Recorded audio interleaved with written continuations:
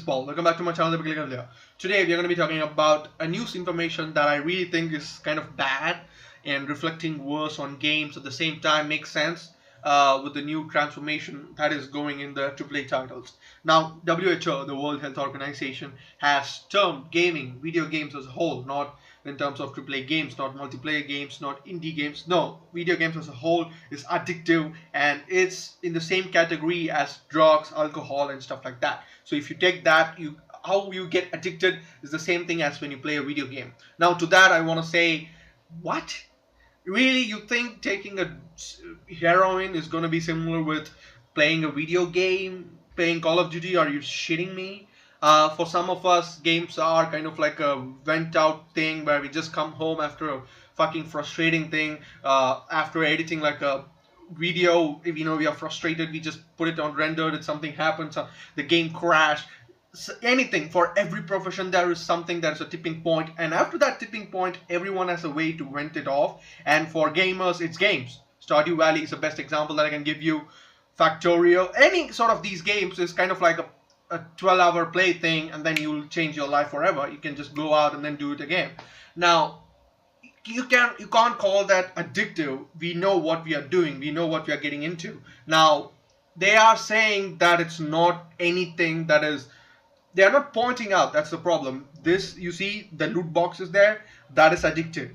So hence video games are addictive. Now that kind of loot boxes are there in pretty much every other big titles, right?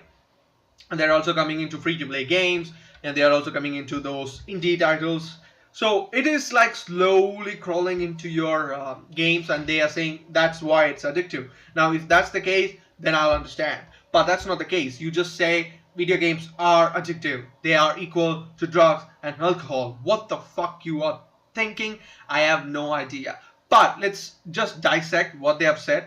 Now, if you don't know about it, World Health Organization kind of covers up certain things, and they tell people that these sort of things are addictive. These sort of things are bad for you and for your health. So you gotta be moving away from these situations rather than just embracing them. Now, gaming this year was one of those situations.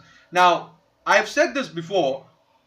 Loot boxes are one of these problems. You just can't go away from loot boxes anymore. Loot boxes are a big deal, and at the end of the day, if they are looking at loot boxes and saying that's kind of like an addictive gambling behavioral predatory practices that are not going to go away from the gaming industry, then we are going to do these things. Now the Entertainment Association Center has said, ESA, I don't know if I butchered those names, but ESA has said, please reconsider your stance on this, because this is not a safe way. Because people who are getting into these stuff will see this and say, wait a minute, is this really the case? Video games, and there are some parents who is going to be like, I knew it, I just knew it, no more games for you, little boy, little girl, and then that's it. That's going to be the end of the case. Now I don't want that to happen, because games are really fun. I'm really waiting for my cousins to grow up, and then I want to give them a game, just play it, because games are something that you give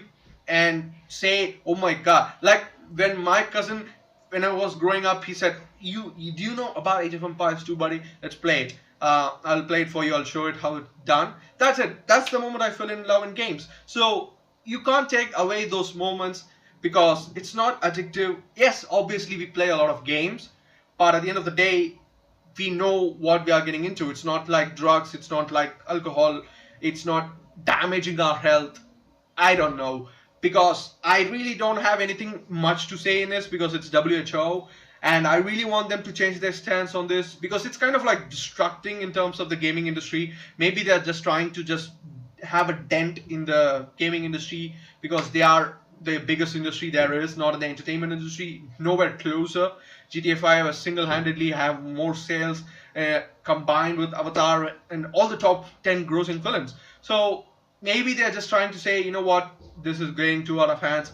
Maybe, or they maybe just really care about people. They're like, oh my god, this is bad, guys. Look at it.